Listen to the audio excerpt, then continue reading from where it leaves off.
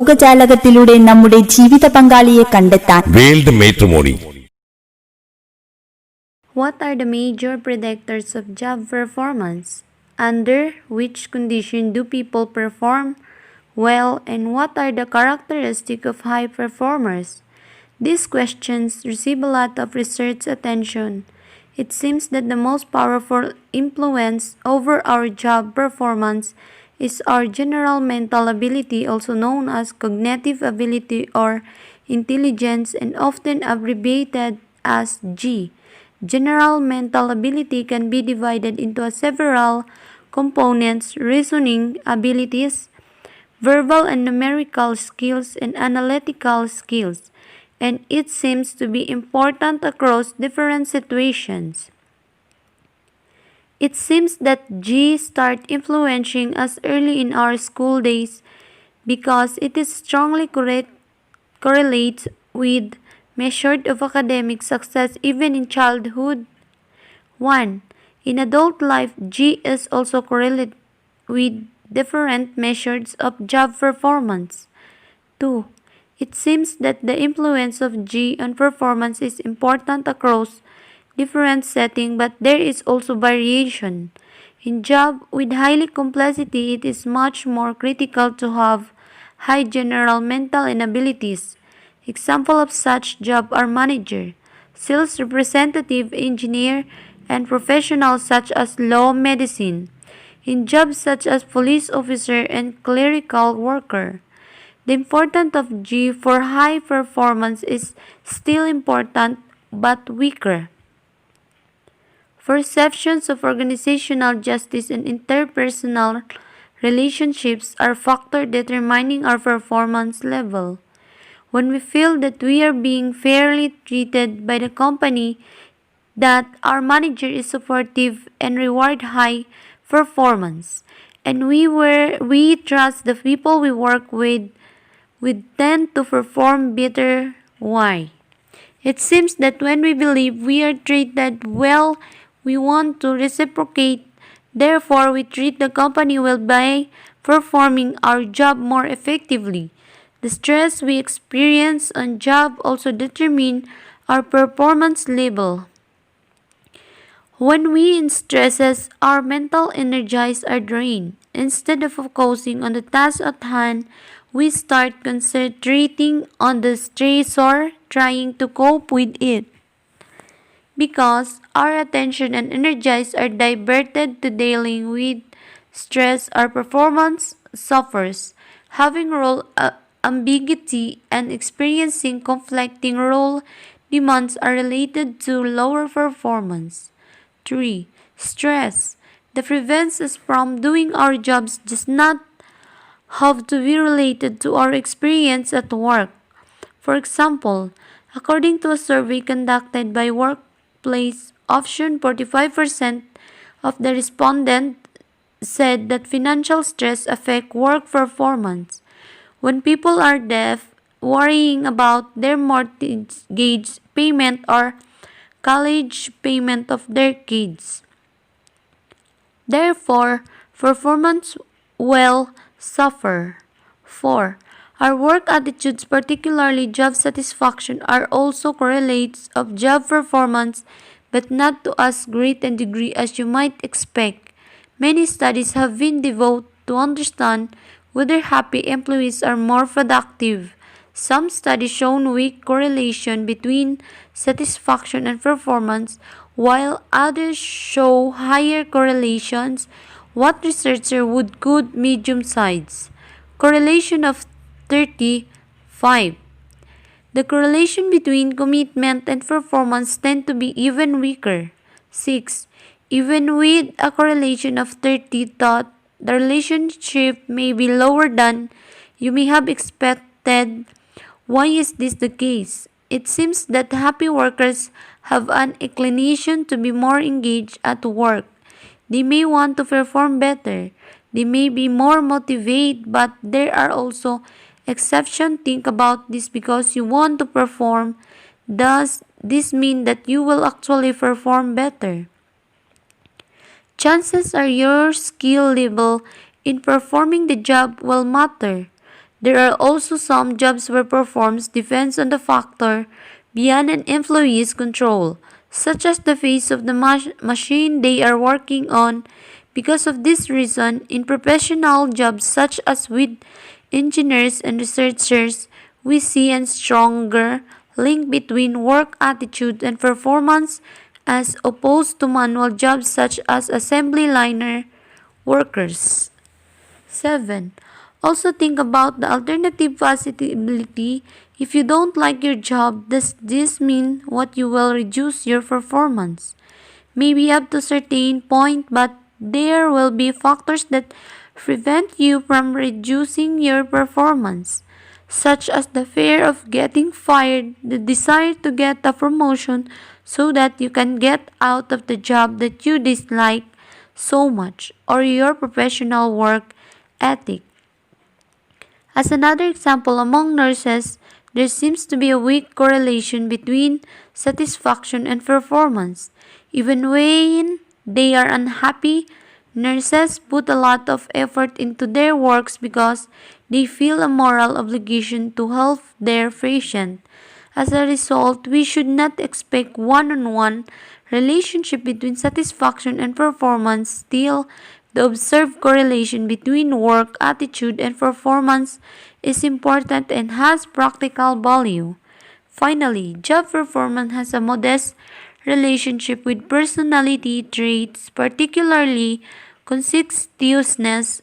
People who are organized, reliable, dependable, and achievements-oriented seems to outperform others in various contexts. Organizational citizenships behavior. While job performance refers to the performance of duties, listen in one's job description, organizational citizenship behaviors involve performing behaviors that are more discretionary. Organizational citizenships behaviors OCB are voluntary behaviors employee perform to help other and benefits the organization. Helping a new coworker understand how things work in this company, volunteering to organize the company picnic and providing suggestions to manage about how to improve business processes are some example of citizenship's behavior. This behavior contribute to the smooth operation of business. What are the major predictors of citizenship behavior? Unlike performance, citizenship behavior do not depend so much on one's abilities. Job performance, to a large extent, depend on our general mental abilities. When you add the education, skills, knowledge, and abilities that are needed to perform well, the role of motivation on performance becomes more limited. As a result, just because someone is motivated will not mean that the person will perform well for citizenship behavior. In contrast, the motivation behavior link is clearer. We help others around us if we feel motivated to do so, and managers in the leadership role are responsible for motivating employees. Perhaps the most important factor explaining our citizenship behavior is organizational justice and interpersonal relationships. When we had a good relationship with our manager and we are supported by our manager, when we are treated fairly, when we are attached to our fears, when we trust the people around us, we are more likely to engage in citizenship behavior. A high quality relationship with people we work with will mean that simply doing our job will not be enough to maintain the relationship in a high quality relationships. We feel the obligation to reciprocate and go to the extra mile to help them out. 9. Our personality is yet another explanation for why we perform citizenship behaviors. Personality is a modest predictor of actual job performance but a much better predictor of citizenship. People who are conscientious, agreeable, and low on neuroticism tend to perform citizenship behavior more often than others. 10. Job attitudes are also moderate related to citizenship behaviors, more so than they are to job performance. People who are happier at work, those who are more committed to their companies, and those who have overall positive attitudes toward their work situation tend to perform citizenship behaviors more often than others. When people are unhappy, they tend to be disengaged from their jobs and rarely go beyond the minimum that is expected of them.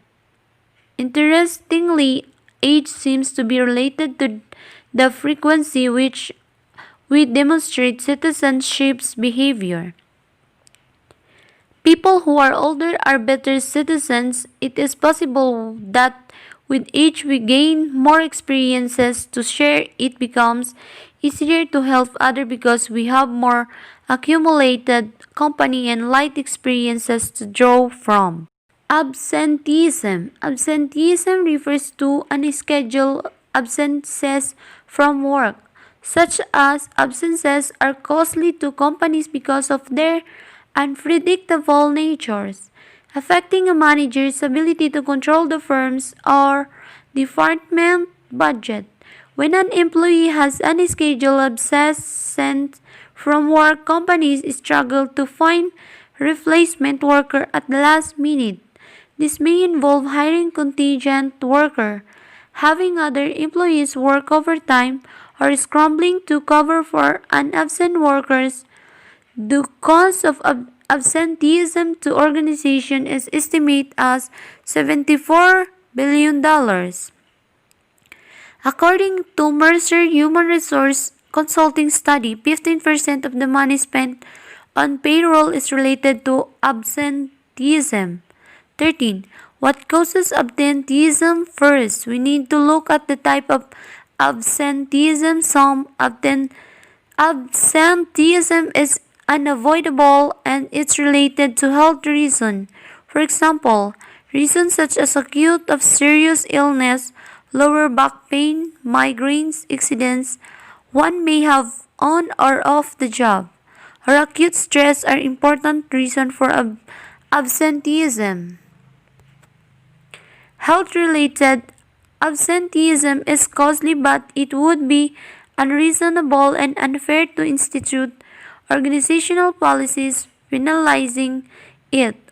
When an employee has contagious illness, showing up at work will infect coworkers and will not be productive. If illness is not contagious, it is still in the organization's best interest, for example, to receive proper medical treatment and rest to promote a full recovery, and that companies are finding the programs aims at keeping workers healthy are effective in dealing with this type of absenteeism.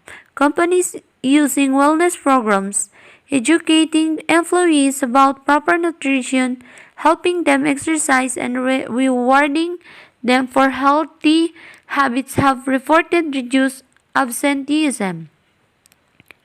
Work-life balance is another common reason for absences. Staying home to care for a sick family member, attending the wedding or funeral of a loved one, and skipping work to study for an example are all common reasons for unscheduled absences. Companies may deal with this by giving employees more flexibility in work hours.